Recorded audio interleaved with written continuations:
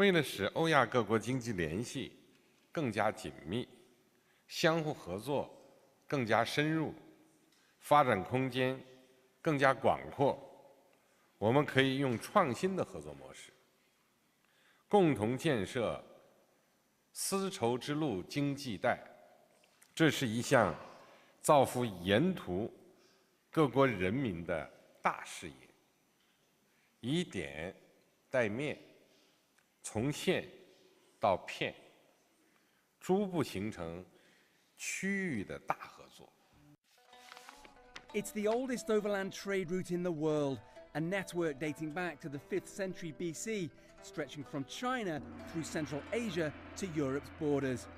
The Silk Road transported everything from spices to gunpowder and, of course, silk between East and West. Now China's President Xi Jinping is bringing it into the 21st century under the name One Belt, One Road. Goodbye camels, hello trains, capable of transporting Chinese-made goods like laptops 12,000 kilometers to Germany. That's faster than shipping by sea. But maritime trade is also a big part of the One Belt, One Road, linking key ports in Asia, Europe and Africa. While the maritime route already carries much of the world's cargo, its overland counterpart is much less developed and passes through some of the world's most remote regions. So the challenge for China and its partners: create a 21st century superhighway while reducing prohibitive import and export tariffs so that East and West can do more business with each other. Understanding the Belt and Road Initiative in 1 minute. How the Belt and Road Initiative will expand trade. Expanding global trade is one of the key priorities of the China-proposed One Belt, One Road Initiative. The grand design took concrete shape when China agreed to a $45 billion investment in Pakistan, with most of the spending going to build the China-Pakistan Economic Corridor. Starting at Pakistan's Gwardar port on the Arabian Sea and ending at China's Xinjiang.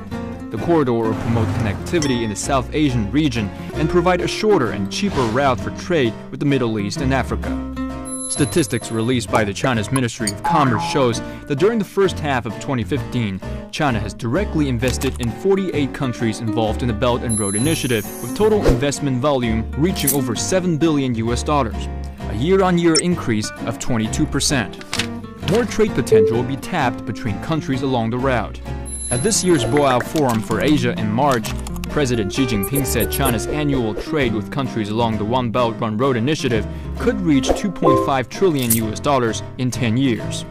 Meanwhile, experts point out that to facilitate unimpeded trade, steps will be taken to resolve investment and trade facilitation issues, reduce investment and trade barriers, lower trade and investment costs, as well as to promote regional economic integration. Understanding energy cooperation along the One Belt, One Road in 1 minute.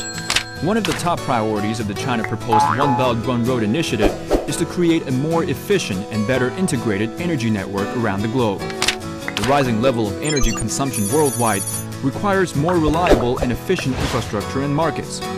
According to the International Energy Agency, investment in the oil, gas, and power sectors could reach $10 trillion over the next 2 decades in Asia alone.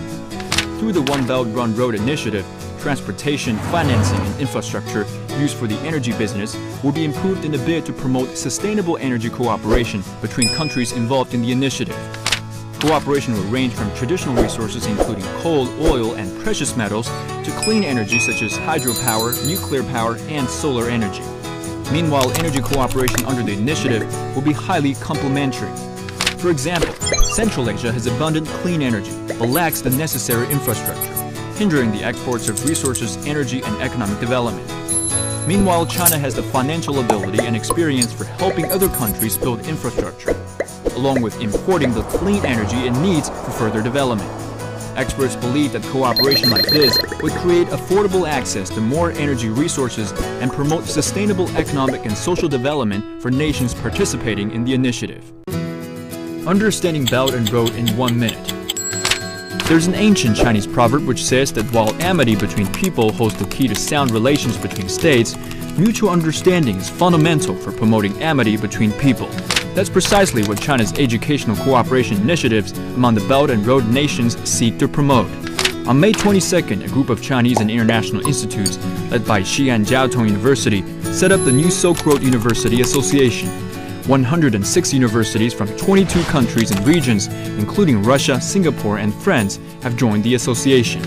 So what is it that all these institutes are hoping to achieve? Well, for starters, they hope to expand academic exchanges, hold more seminars, deepen research cooperation, and provide students with an opportunity to travel and learn from each other's experiences. While all that will enhance the quality of education, what it will also do is to help students and teachers develop a better understanding of other cultures.